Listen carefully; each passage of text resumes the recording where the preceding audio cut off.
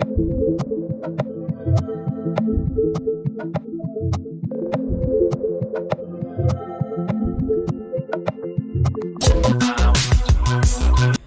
ini ramai membicarakan tentang revitalisasi Pulau Rempang.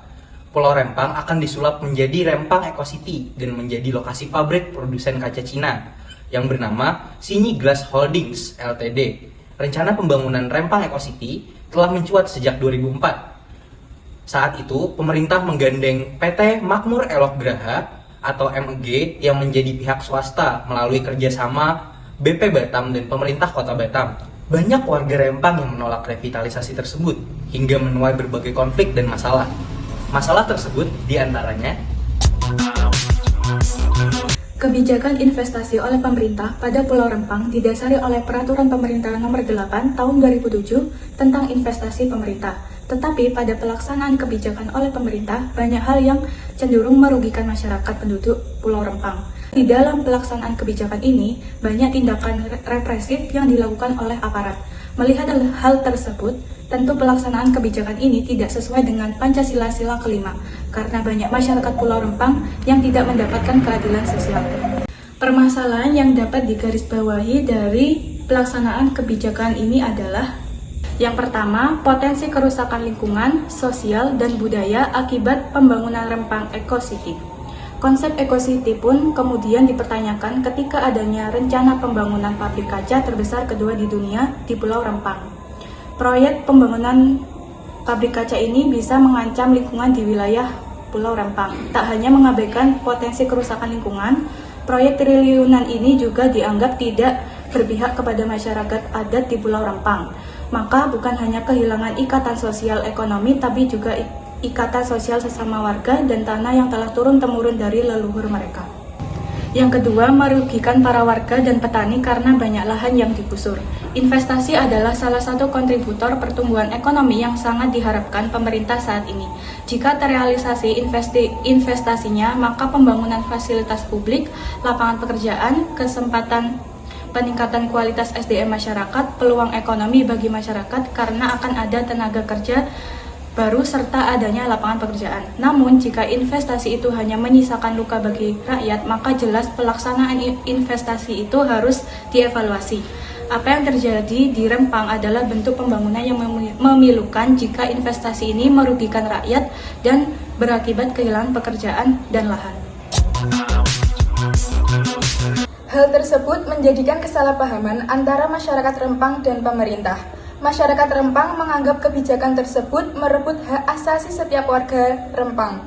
Pada pasal 28H ayat 1 Undang-Undang Dasar 1945 Negara Republik Indonesia menerangkan bahwa setiap orang berhak hidup sejahtera lahir dan batin, bertempat tinggal, dan mendapatkan lingkungan hidup yang baik dan sehat, serta berhak memperoleh pelayanan kesehatan.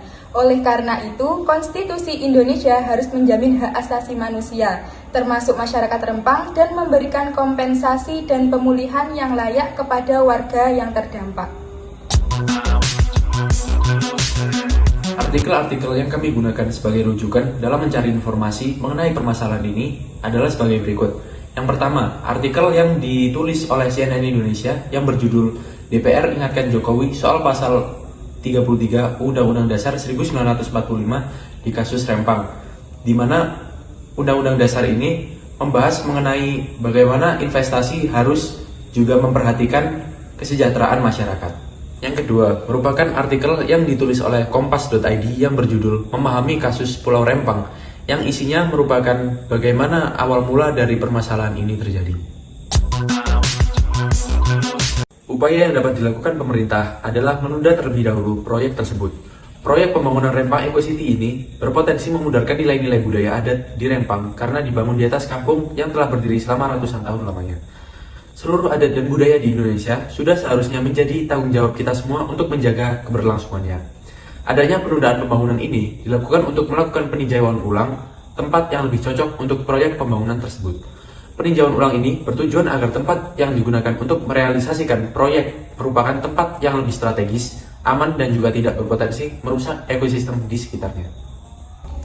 Jika pemerintah Indonesia tetap ingin menjalankan investasi ini, maka pada pasal 33 ayat 1 Undang-Undang Dasar 1945 jelas disebutkan bahwa investasi untuk perekonomian disusun sebagai usaha bersama atas asas kekeluargaan dan melindungi tumpah darah Indonesia. Oleh karena itu, pemerintah perlu memberikan solusi yang tidak merugikan masyarakat Pulau Rempang. Penggusuran masyarakat tentu sangat merugikan masyarakat Rempang, karena hal ini berpotensi memudarkan nilai-nilai adat yang telah masyarakat Rempang bangun selama ratusan tahun. Jelas hal ini salah. Seharusnya nilai-nilai budaya Indonesia hendaknya dijaga keberlangsungannya. Namun, jika proyek Rempang Eco City ini tetap berjalan, maka sudah seharusnya penggusuran dilakukan di bawah keadaan seluruh warga terdampak harus terjamin hak-haknya, yaitu untuk memiliki hunian baru yang layak. Proyek pembangunan Rempang Eco City ini menyebabkan banyak masyarakat Rempang mengalami kerugian dikarenakan harus digusur dari tempat tinggal mereka. Ini merupakan hal yang mendasari pentingnya pemerintah untuk tetap memastikan hak-hak masyarakat Rempang yang harus tetap dijaga dengan cara menyediakan hunian yang layak bagi warga yang terdampak. Proyek Rempang merupakan salah satu proyek besar yang dilakukan pemerintah untuk dijadikan lokasi pabrik. Hingga saat ini, banyak warga yang menolak revitalisasi tersebut dan mengakibatkan sejumlah konflik karena menyangkut tradisi yang telah ada ratusan tahun di lokasi tersebut. Selain itu, hal yang dapat disimpulkan menurut kelompok kami adalah kebijakan investasi oleh pemerintah merupakan kebijakan yang sangat penting dan perlu untuk dilakukan demi meningkatkan pertumbuhan ekonomi dan memajukan kesejahteraan umum. Akan tetapi, dalam pelaksanaannya, pemerintah perlu lebih memperhatikan dan memenuhi hak-hak masyarakat yang akan terdampak oleh investasi pembangunan yang akan dilakukan.